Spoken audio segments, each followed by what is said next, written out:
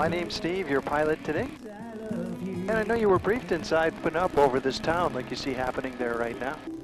You can find all kinds of tropical fish there to look at, including our state fish, the Humuhumunukunuku Apua'a.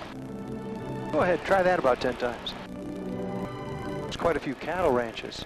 Now, cows in the Hawaiian language are called pipis.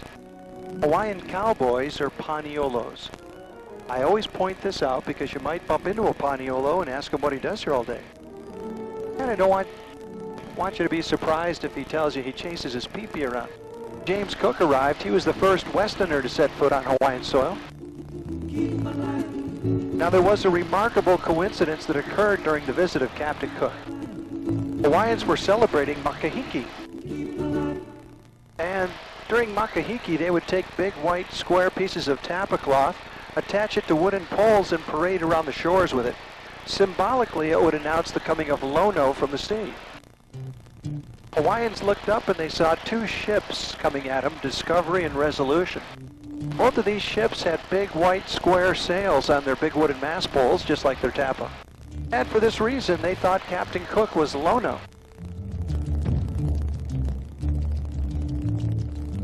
His status as a deity would last for only 1 year in Hawaii.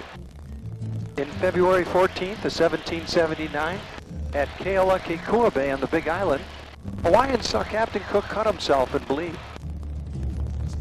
Knowing then he wasn't Lono, they killed him immediately.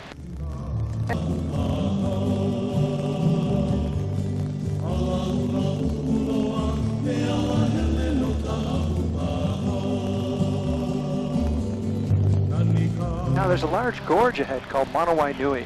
It means the Great Water Spring. And we're going to cross this on our way down towards Kipahulu. Kipahulu is the final resting place of Charles Lindbergh, who died August 26, 1974. On his tombstone it reads, "I take the early wings of morning and dwell in the uttermost parts of the sea."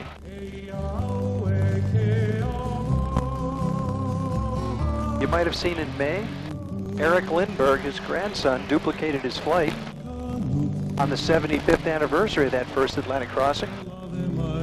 Took a single-engine airplane and went from New York to Paris in 18 hours. It took his grandfather 33 in the spirit of St. Louis. Below here, Diana, on your side, you can see the trees with the bright green yellow leaf. That's the state tree, kukui nut. Also called candle nut because the Hawaiians burned the nut like a candle.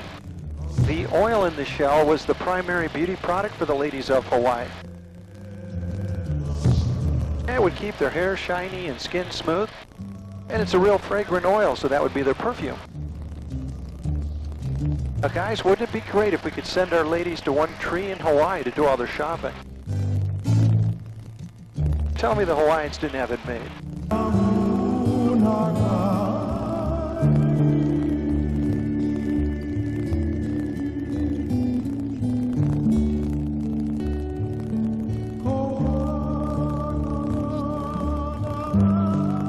Just up ahead, there's a large valley here called Waihoi Valley. And with all the rains that usually are falling here, there's a couple streams that go through the valley. And in the streams, you'll find an unusual fish known as a opu. In Hawaiian, opu means belly. And this fish has a suction cup on its belly, which allows it to cling to rocks and kind of work its way upstream. It's considered a real delicacy in the islands. If you go to a fish market, they sometimes sell a opu for $35 a pound. Somehow, I don't think you'd see these driving around either. But any one of them, I'd love to be sitting there in front, swimming in the little pool with the waterfalls just pounding down on you.